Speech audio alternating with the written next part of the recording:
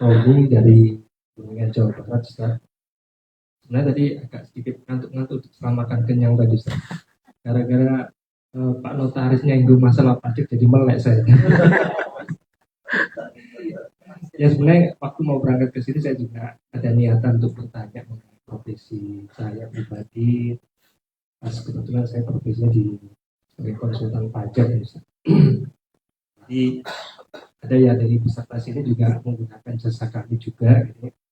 Tapi memang sama kasusnya, jadi memang rata-rata klien kami pun bahasanya hampir 99% lah kalau bicara masalah pajak itu lebih baik infak sodako daripada bayar zakat. Maksudnya gitu. Pajak, Pak. Daripada pajak, maksud saya begitu. Iya, lebih baik zakat dari infak sodako. Betul. Ya. Kendalanya mereka itu baik dari pelaku bisnis itu memang kadang minta saran kepada kami, Ustaz. Jadi kadang kita agak sedikit ragu ya mengenai aturan-aturan pajak sampai saat ini. Kadang kita apa yang kita kerja selama ini takutnya apakah yang kami terima ini ada unsur yang sifatnya tidak jelas.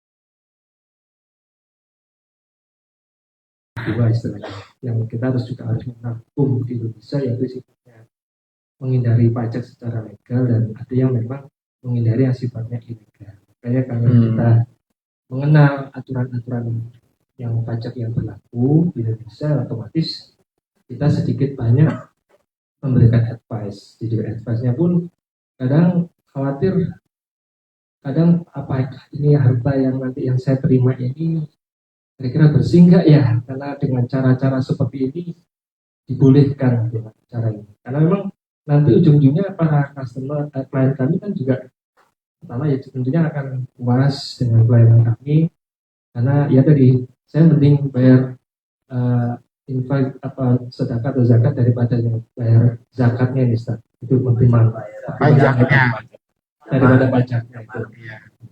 Ini yang pertimbangannya itu. Jadi sudah mungkin saya bismillah saja dengan memberikan cara-cara yang benar, yang mungkin dengan secara legal, sehingga mereka pun juga merasa tidak dirugikan, dan kami merasa senang juga bisa membantu memberikan solusi di situ. Nah, maksud saya profesi apakah yang saya tempuh ini kira-kira apakah masih kategori yang abu-abu atau bagaimana, Ustaz?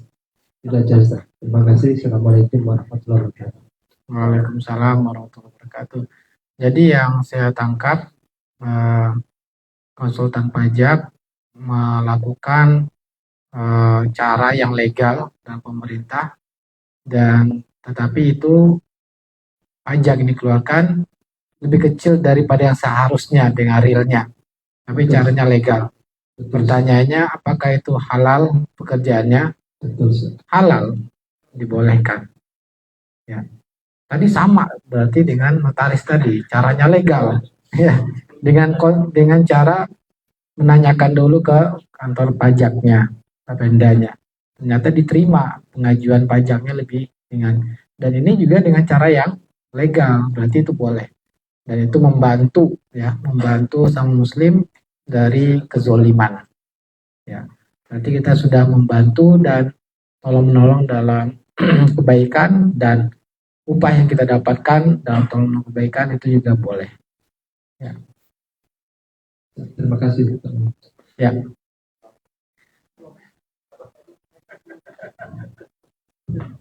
Assalamualaikum warahmatullahi wabarakatuh. Waalaikumsalam warahmatullahi wabarakatuh.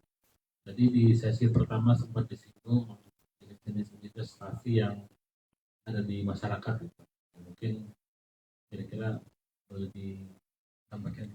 Iya, Masya Allah. Pak Husnul menagih janji dari Abu Rijal. Silakan Abu Rijal, sesi. Kalau itu saya serahkan pada Bu Rijal, Pak. Sebenarnya tadi Silakan. yang mengatakan Pak Ustadz cuma nggak tahu kalau di Iya, silakan Bu Rijal. Sesi sharingnya memang harus berbagi, Ustaz. Iya. Ya, betul. Jadi nanti dijelaskan juga oleh Pak Ustadz dan ditambahkan. Ya, intinya kaidahnya investasinya syaratnya harus yang syariah ya, yang halal. Nanti bisa diverifikasi oleh Ustadz. Tadi sudah dijelaskan kan ya, yang investasi yang halal itu harus apa? Ada berapa poin tadi? 10 poin. Masya Allah. Di share di grup ya. Nah, contoh-contoh di kita investasi ada sekarang beberapa lembaga ya. Ada kalau ada yang sifatnya personal, ada yang sifatnya lembaga. Kalau personal tadi kan ada yang kerjasama dengan tanah, yang punya tanah dan sebagainya. Ada juga yang sesuai dengan lembaga, investasi di lembaga. Lembaga keuangan syariah seperti Koperasi Syariah itu juga menerima investasi untuk para anggotanya. Yang bisa investasi di sektor murabahah, di kredit syariah, ataupun nanti di sektor project ya, bisa mudharabah, bisa juga musyarakah.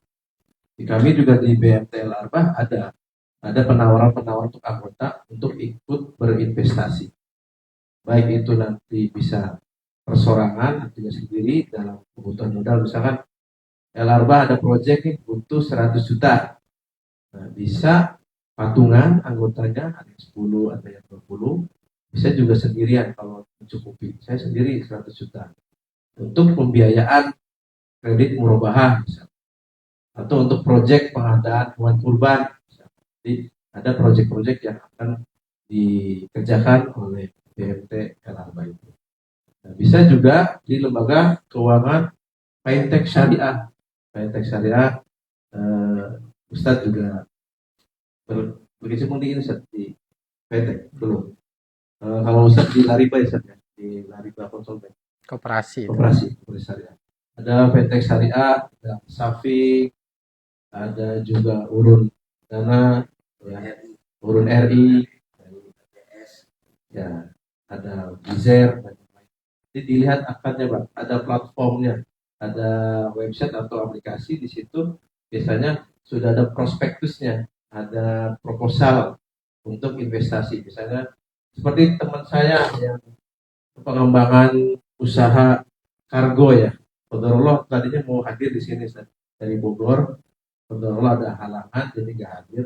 Beliau itu membuka investasi di perusahaannya untuk buka cabang di Kalimantan, usaha kargo senilai 3,5 miliar.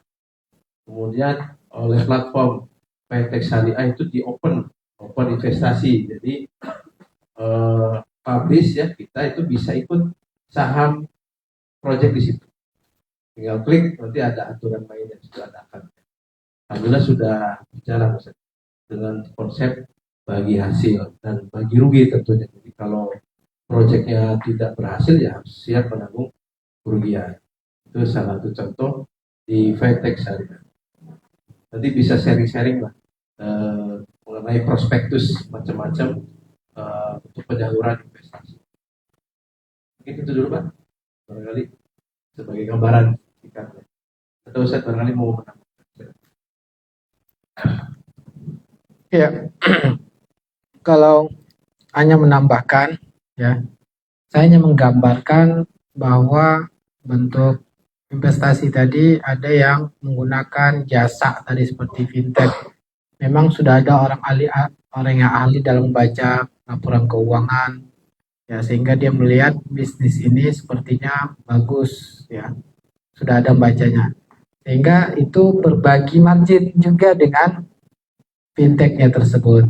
Nah, otomatis hasil yang di-share ke kita juga sudah banyak pembagiannya. Nah, kalau kita mampu misalkan membaca laporan keuangan dan juga bisa mengakses ya bagaimana bisnisnya tersebut, kita minta pada dia. Dan lebih baik sebetulnya yang tadi poin-poin tadi kita perhatikan dan kita langsung yang terjun di bidangnya dan kita tahu orang yang amanah, ya maka itu marginnya lebih besar. Dan itu sih tambahan dari saya. Silakan. Tadi sempat disinggung yang SCF itu Pak, yang SCF. SCF itu yang tadi, yang urun RI, kemudian LB surun dana, itu crowdfunding, mereka di bawah OJK. Ya. Kalau koperasi itu di bawah Kementerian Koperasi. Ya. Dan masing-masing memiliki kekurangan dan kelebihan dalam dari segi ininya, dari segi pelaksanaannya. Dan itu saya tidak akan membahas, itu yang ahlinya saja yang bahas ya. Ya, terima kasih Pak Usnul. Silakan yang lain kalau masih ada.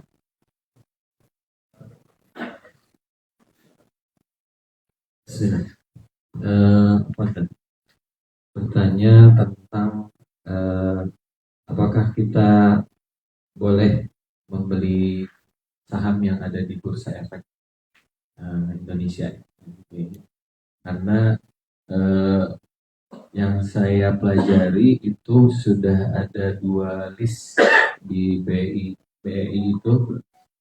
Yang pertama Islamic Syariah, saham Islam, ya list itulah, saham Islam Syariah, sama ada JII, Jakarta Islamic Index gitu. Nah itu 2 list itu menampilkan beberapa perusahaan yang sudah syar'i. Cuman katanya syar'inya ada batasan yang mungkin masih membingungkan ya. Karena ada yang ini sudah syar'i dengan batasan bahwa perusahaan ini hanya ribanya hanya 40%, gitu. Atau yang ada lagi dari batasan yang lain bahwa ribanya harus sekian persen, dan itu sudah masuk ke perusahaan syar'i.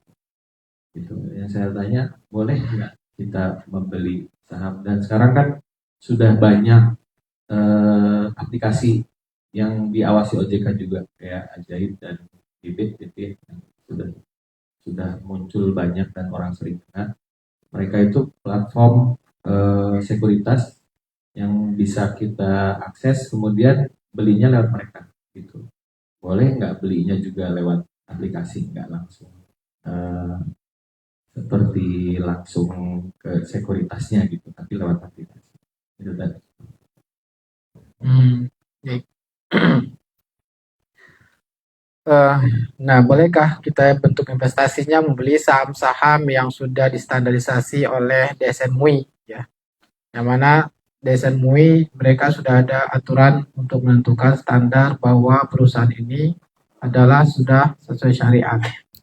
Nah, berarti sudah disampaikan oleh dokter tadi, ada perbedaan pandangan dalam standarisasi bahwa usaha itu sudah sesuai syariat atau tidak sesuai syariat. Contohnya, perbedaan standarisasi DSN MUI dengan IOV, mereka berbeda standar dalam menentukan usaha itu sudah sesuai syariat atau tidak ketika melihat dari pinjaman perusahaan tersebut, ya, pinjaman ribawinya, yang mana MUI kalau saya tidak salah memberikan batasan 40%, ya 40% ke bawah dari total asetnya pinjaman ribawinya. Maka kalau 40% ke bawah itu masih dikatakan syariah. Kemudian 10% dari pendapatannya itu tidak lebih dari itu, pendapatannya tidak boleh lebih dari yang ada ribawinya, harus kurang dari 10% dari pendapatannya. Sedangkan IOV mengatakan bahwa 30%. Ya. Sedangkan Majma' Fiqih dan juga Lajnah Daimah mengatakan tidak boleh sama sekali.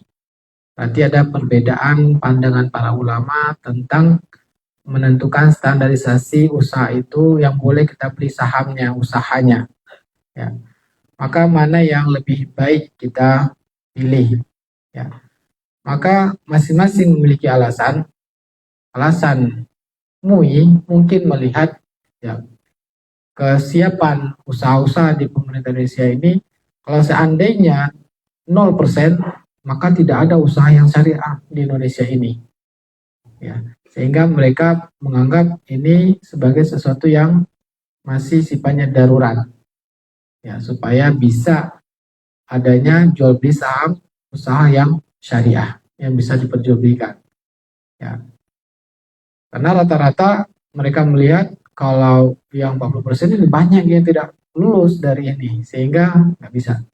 Kemudian Ayyubi melihatnya 30% karena melihat mungkin dari hadis Nabi wasulusu katsir. Sepertiga itu adalah banyak. Jadi yang kurang dari itu. Sedangkan Majma' Fikih mengatakan selagi masih ada riba dalam praktek usahanya, maka tidak boleh membeli saham usaha tersebut, walaupun sekecil apapun. Dan mengatakan bahwa kenapa membolehkan usaha sampai pinjamannya ribawinya 30%, yang paling kecil saja diambil. Sedangkan bunga bank itu hanya berapa persen? Hanya palingan maksimal bunga bank kita mendapatkan begitu kita kalau kita minjam uang itu sampai berapa 6% per tahun, ya per tahun sekitar itu ya 6% per tahun. Tapi kalau kita mendapatkan cuma maksimal 3%, itu pun jarang. Kita naruh uang maksimal kecuali deposito. Nah, mengharamkan bunga yang hanya 0,0% per bulannya, ya 0,0% per bulan. Tapi sampai 30% dan 10% pendapatan kenapa dibolehkan? Maka Allah Ta'ala, ya, maka sebaiknya untuk melihat bahwa Allah mengharamkan riba, maka jangan kita bermain-main dengan riba. Dilihat apakah kita memang darurat untuk membeli saham itu. Ya, kalau masih ada usaha-usaha yang tidak ada ribanya, berarti tidak darurat kita membeli saham yang masih ada 30%, 40%. Masih ada. Dan ini juga Majma' Fikih mengatakan, ya, haram tidak halal hukumnya bagi seorang muslim yang ada di tempatnya itu lembaga keuangan syariah untuk membuka rekening di bank konvensional. Ya, Majma' Fikih katakan demikian. Kenapa? Karena tidak menjadi darurat lagi, sudah ada lembaga keuangan syariah untuk menyimpan uang. Nah, sehingga tidak menjadi sesuatu yang darurat. Nah, sekarang sudah banyak, alhamdulillah, tadi koperasi-koperasi syariah, juga sudah banyak SCF yang mereka berusaha betul-betul melihat yang tidak ada unsur riba. Maka apa kebutuhan kita untuk membeli yang masih ada 30%-nya? Ya, Allah dalam. Semoga mendapat gambaran. Ya, terima kasih. Sepakati dulu nih. Sampai jam berapa? Kayaknya udah lesu. Satu pertanyaan lagi terakhir kali ya. Gimana? Sepakat? Biar cepat istirahat. Sepertinya udah baterainya udah atau daging kambingnya udah ke mata ini berat. Silakan. Terima kasih. Pertanyaan terakhir. Bismillahirrahmanirrahim. Assalamualaikum warahmatullahi wabarakatuh. Waalaikumsalam warahmatullahi wabarakatuh. Yusuf dari mereka.